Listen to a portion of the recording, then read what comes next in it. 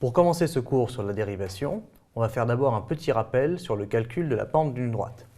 Alors souvenez-vous, si on a une droite qu'on peut tracer dans un repère comme ceci, donc de la forme y égale à x plus b,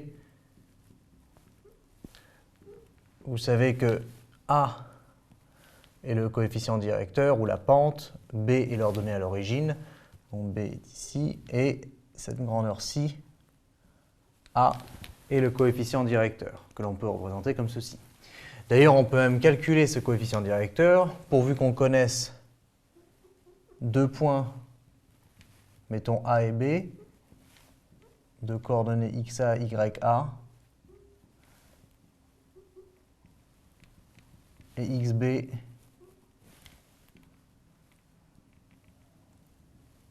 yb.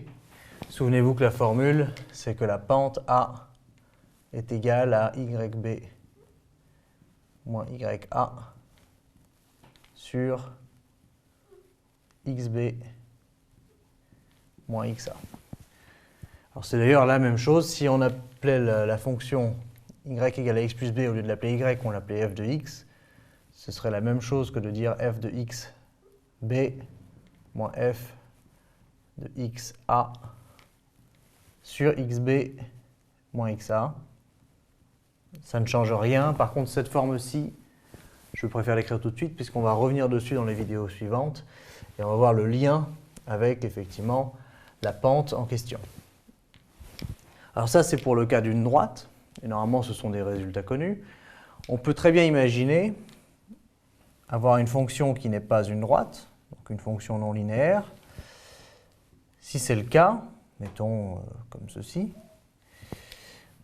en un point donné, que je vais appeler, mettons, grand M, je peux tracer une tangente à la courbe, c'est-à-dire la droite qui arrive tangente à la courbe au point M.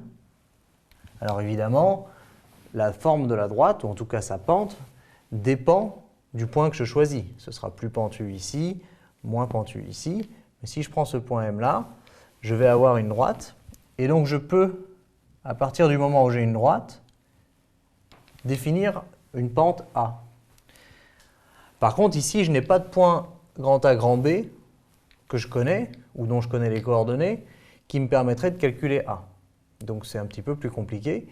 Mais il semblerait qu'il y ait un lien quand même entre la fonction et cette grandeur A. Et c'est le but de ce chapitre, c'est de faire la connexion. Parce qu'on voit bien que si on est ici, A, la pente sera plus petite. Si on est ici, elle sera plus grande.